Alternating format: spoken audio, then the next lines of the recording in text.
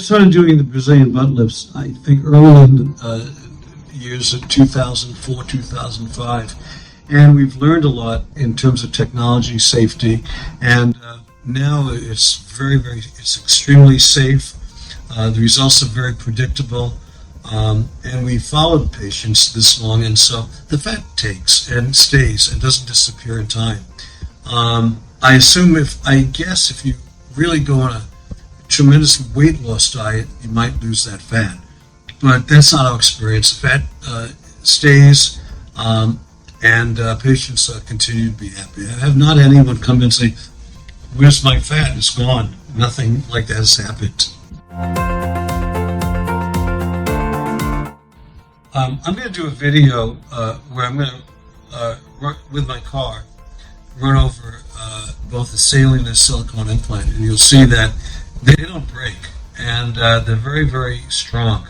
And so for patients who are concerned about working out or doing karate or doing some boxing or martial arts where it's full contact, there's little likelihood you're going to really get any damage to your implants. And so I don't think people should, shy away from having implants if they're concerned about the limitations with regards to the implants breaking.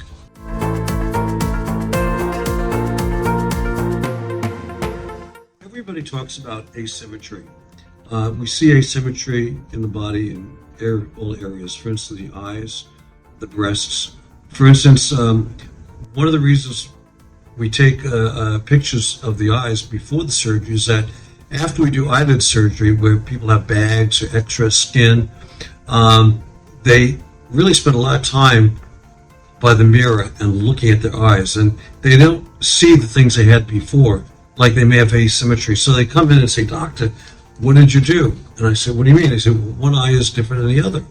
And so I take out the pictures before, and one eye was different than the other, but they didn't realize because they never really paid attention until after they had the surgery. So that's why we take pictures. And it's like serenity prayer, accept the things you cannot change. And unfortunately, a lot of the asymmetry in the face is due to the craniofacial skeleton that can't be changed by just taking out a little fat or extra skin from the eyelid. So a lot of times we always make sure the patients understand if they have asymmetry before, they may end up with asymmetry afterward, and they have to accept that.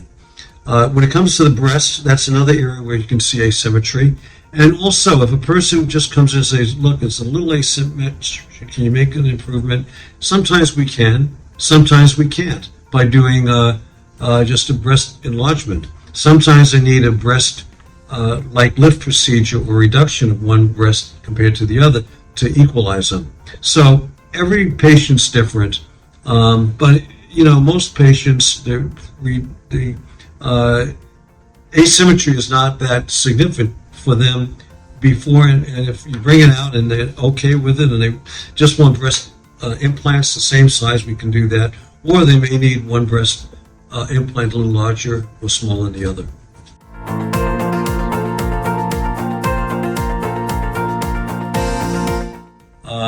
Let me talk a little about BBL.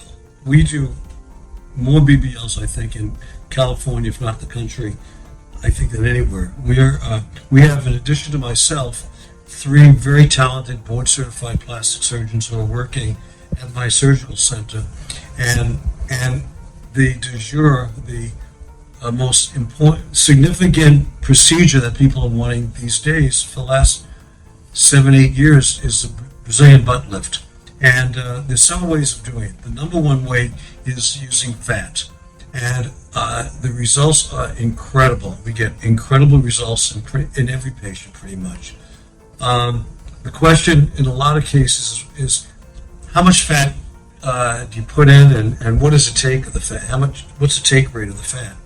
And in the literature, it's said that 75% of the fat that you take.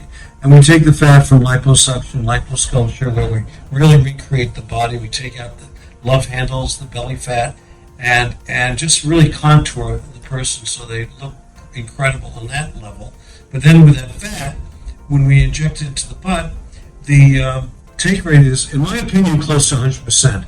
The literature says around 75%, but we find that everybody's happy with it, and we have long-term studies. We started doing Brazilian butt lifts, I'd say, about 15 years ago, and we've evolved. We started doing a few of them every week to now we're doing a lot of them every week, and every day we're doing 3 or 4 of them. We're very busy doing the Brazilian butt lift, and again, it's fat. We've tried using implants, and my experience is very bad. I've seen a lot of complications from other centers, from other doctors, from elsewhere.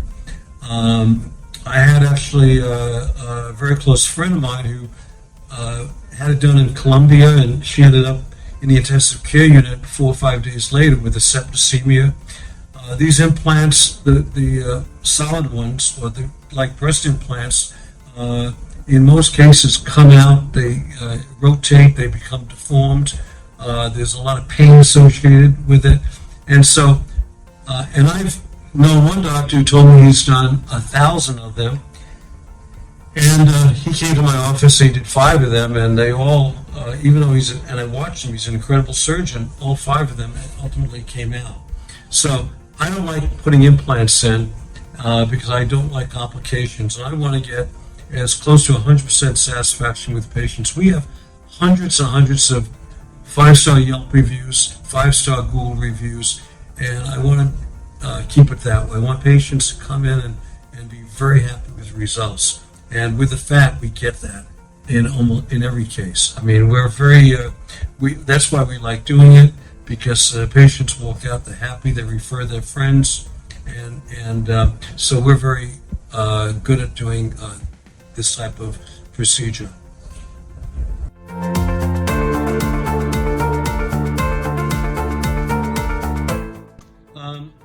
Just a few words on breast surgery.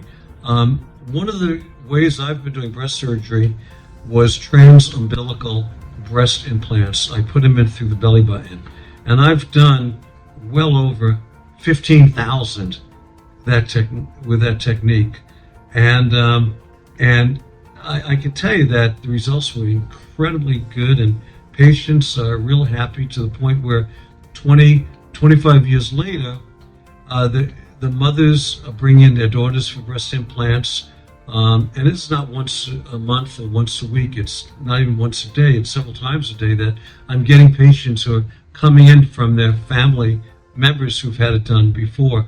And back in 15, 20 years ago, we're not allowed to use silicone implants initially for a woman coming in for the first time for breast surgery. So we were using saline implants, and the benefit of saline implants is that you don't have to deal with the FDA's concern about every 7 to 10 years having to replace implants like with silicone, which they mention.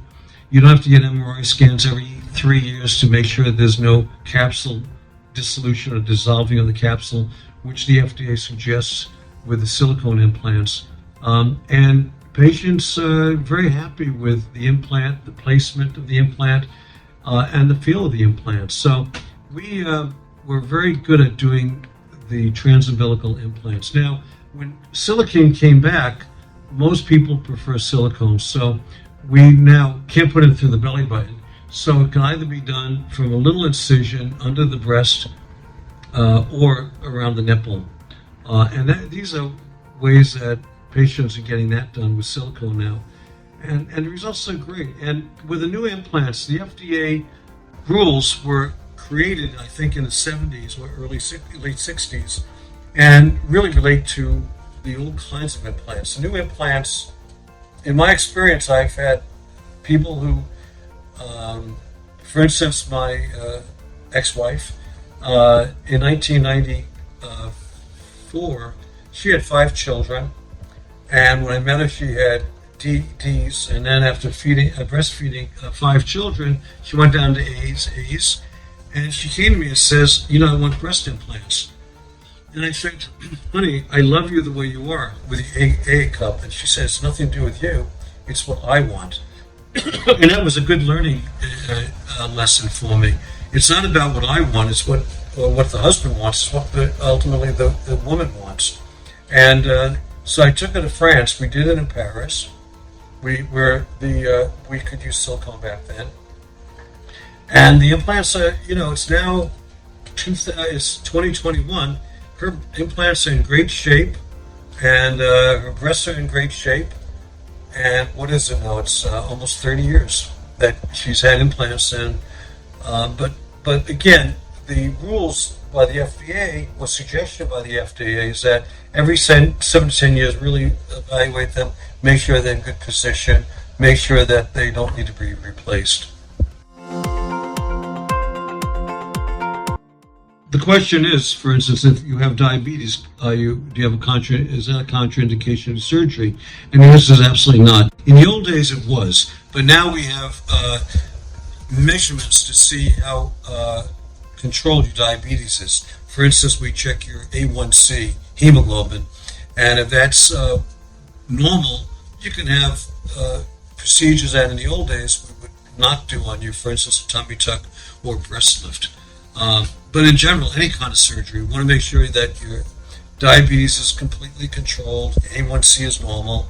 When it comes to your lungs and your chest, if you have asthma, make sure you're under control, that you've seen your doctor, you've got the right medicines aboard that you're taking. And so we, as the anesthesiologist in the office, knows if you have an asthmatic attack, what we need to do. We haven't really had one in the last 25 years, but things like that can happen. And it's like being a pilot on a plane. You got to pre-check the plane before you take off. Otherwise, you may not do too well. And so we want to, as a pilot, really want to check and make sure all your systems are working and function, and that's what we do.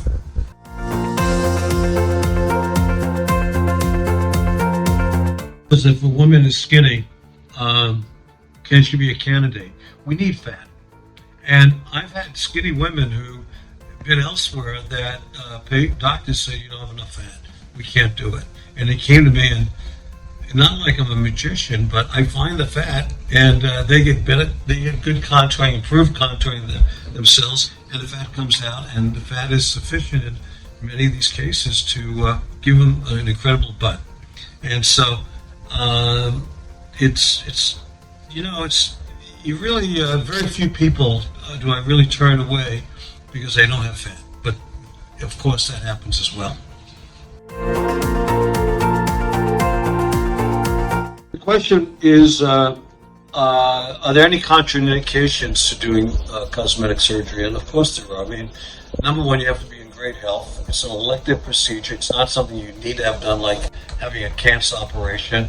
And so we want to make sure you're in good health. And we do routinely blood work. We check your blood, make sure you don't have any bleeding tendency, your blood level is normal.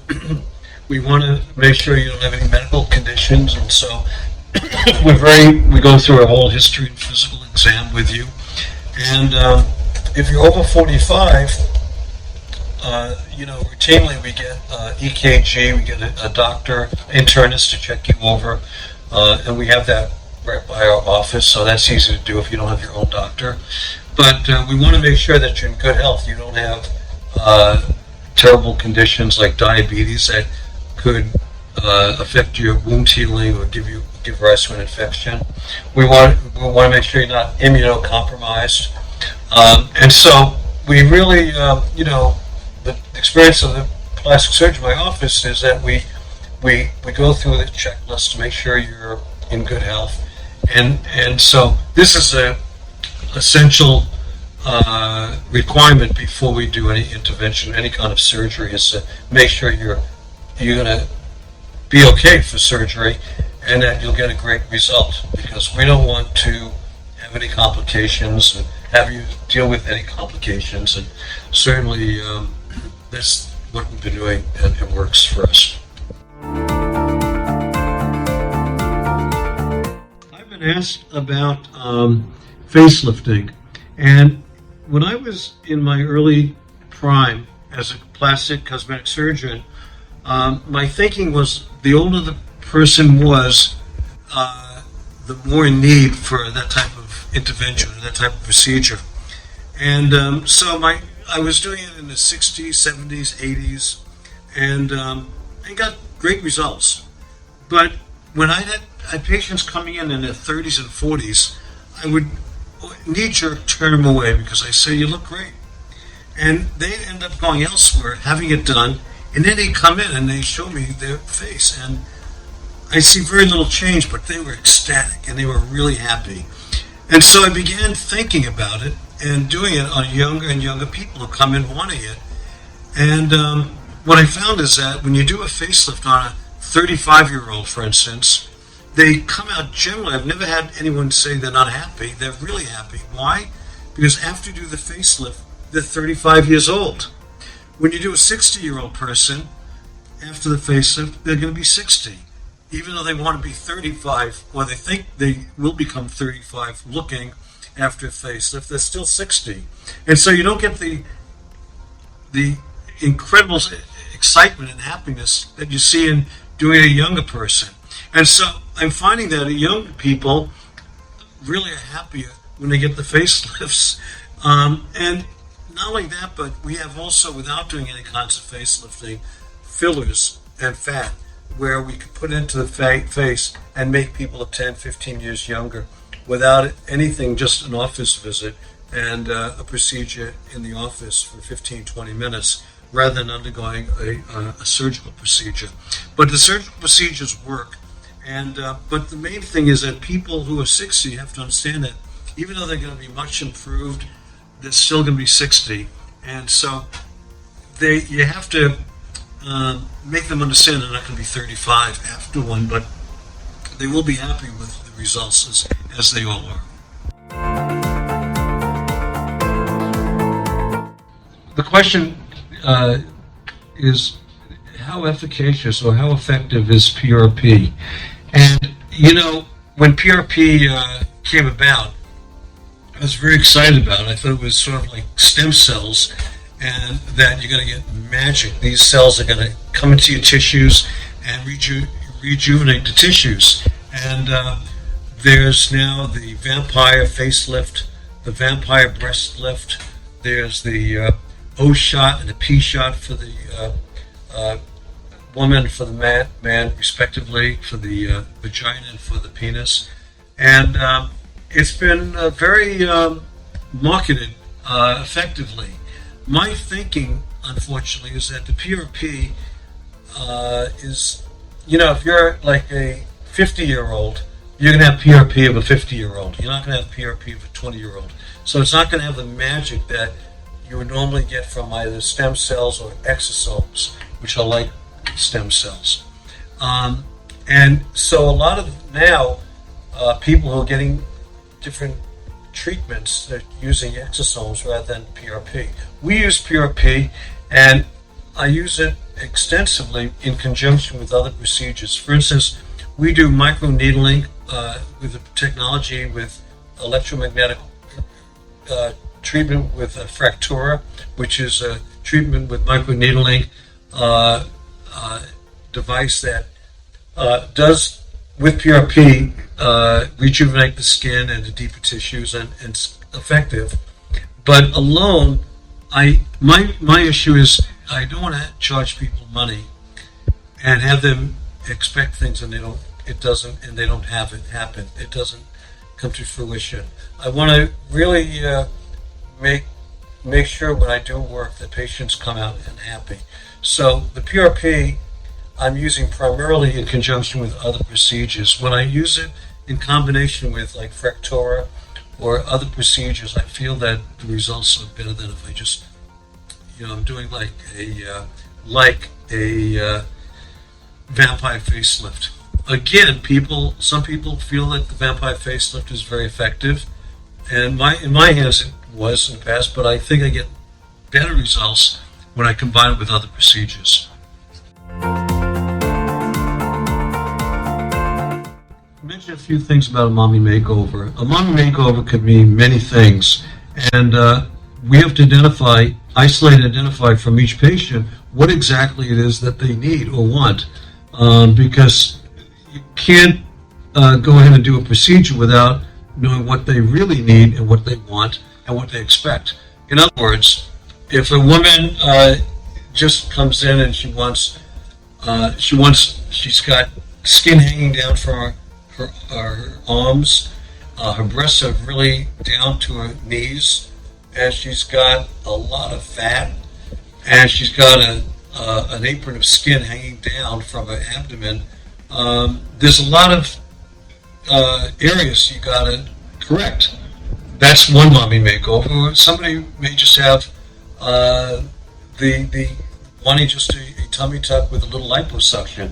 That's a different procedure. So a mommy makeover could mean different things to different people in that sense, in that there's a lot of things that a mommy has issues or can have issues with, and so you got to isolate them, and it may take more than one treatment to cover all the areas for that patient, but we do mommy makeovers all day long. I mean, and this is something that women, they want to get back after they have kids. They want to get back and look great. They want to look young. They want to look vibrant. They want to be attractive. And one of the things that women, when I tell them, they say, what's the number one complication? Tell me some of the complications that can happen from a tummy tuck. And one of the things I say is that women, I find, in the first 30 days after a tummy tuck, end up pregnant. And they say, why are they getting pregnant? It's because they look really hot. They look really good. And their husband or their boyfriend, their significant other, really appreciates that. And they get pregnant.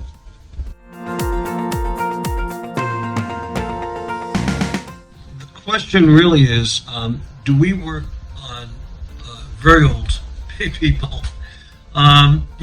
Cosmetic surgery has been really, lately, in the last 15, 20 years, more available to young people. And more young people are coming in, girls coming in for the breast implants and the BBL, or the tummy tuck after having a child, or 2 or 3.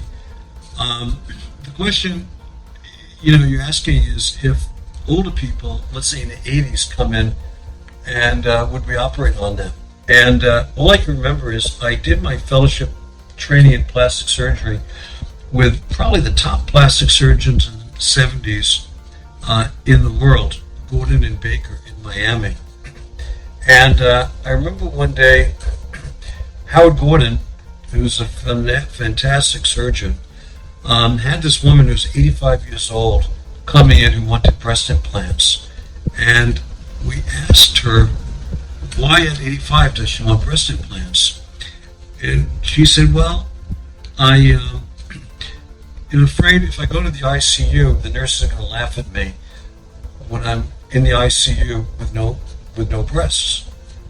And I thought that was kind of not a good reason to operate on it. I certainly would not have, but he did. So, it's a difference in temperament and difference in belief. And it wasn't because he needed the money. God forbid it. The guy was very successful. But he really thought that the woman would help her, and she wanted it done. And so he did it. And now, I think that if a woman is medically healthy, it's not a big procedure, for instance, doing breast implants compared to, let's say, having liver or kidney or colon surgery, doing breast surgery. It involves, in general, being put to sleep for an hour. But the point is that it can be done, but you have to listen to the patient and follow your own philosophy and what you want to do in life. The question is there only one kind of rhinoplasty?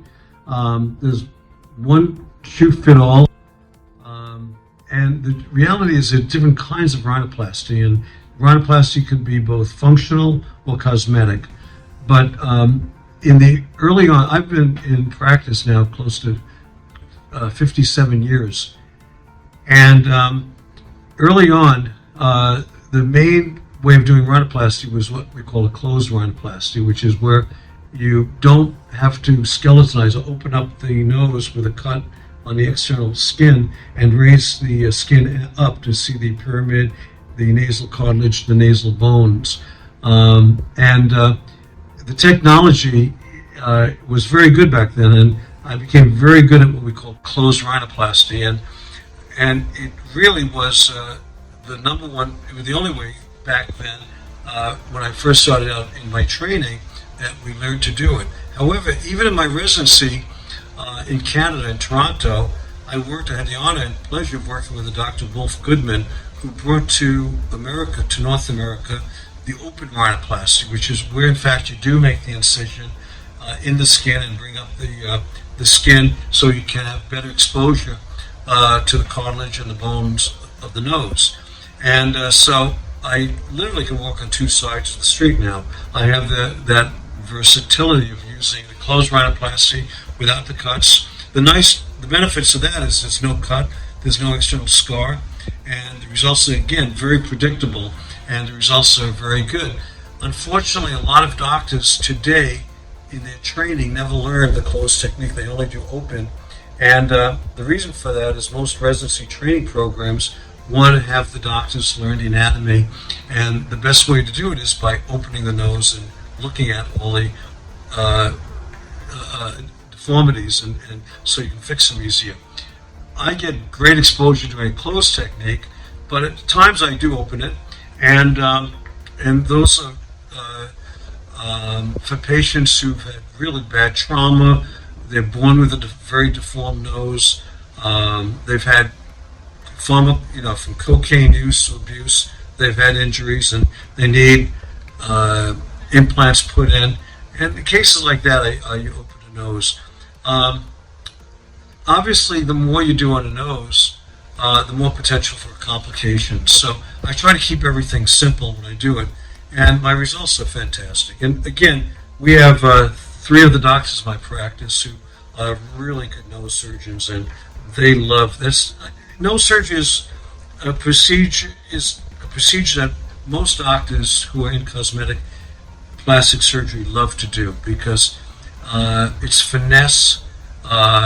You can see, with a little work, a great change. When you're doing a facelift, for instance, you're doing a lot of work for a little change. But with a nose, you do a little work and you get a great big change. And it's just beautiful to see that transformation as a surgeon while you're doing these procedures. The question is, what is a tummy tuck? And a tummy tuck is where the skin is really loose. It can hang. You get either an apron or a panis. You get just loose skin, and also the skin which looks deformed. It has stria or stretch marks from either weight loss or having children. And women find to be unsightly, as well as some men who've lost a lot of weight. And so it's and this is a big issue that people have to understand, that when you're doing a tummy tuck, what you're really basically doing is taking out that extra skin and tightening the skin, but also the muscles below, the rectus muscles, are weaker from maybe the stretching they've had from the baby or the fat inside the abdomen, and so it pushes the muscles out, and you can get a hernia, or you can get what we call a diastasis, a separation of the muscle. So in a tummy tuck, you tighten the muscle, and you can really bring it in nice and bring in the sides at the same time, and then you take out the extra skin. The big thing to take away from this is that we're not going deeper than the muscle. It's not like having a C-section. We're not going to your uterus. We're not going into your abdomen. We're not going into your stomach, your intestines, your spleen. We're not going into any vital structures. We're simply just taking out that extra skin and tightening the muscle. And that's primarily what the tummy tuck. And a lot of these, for instance, with weight loss patients, done at the same time where the breasts are really pendulous and droopy, and you need a breast work as well, like a breast reduction, breast lift. Usually when you have Rome was built in more than one day. And when you got a lot of things going on, you really can't do a lot at one time. It's not healthy. I mean, it's not, to be in the operating room a long time and doing so much on the body could be dangerous. Kanye West's mother had a breast reduction and tummy tuck and didn't make it. She had, she died. And so you really have to make sure that, number one, safety. You want to make sure you're doing everything safe. And so most of the time when we're doing a tummy tuck, we're not going to combine it with another 4 or 5 hour surgery, because a tummy tuck itself can take 2 to 4 hours, depending on how much work has to be done.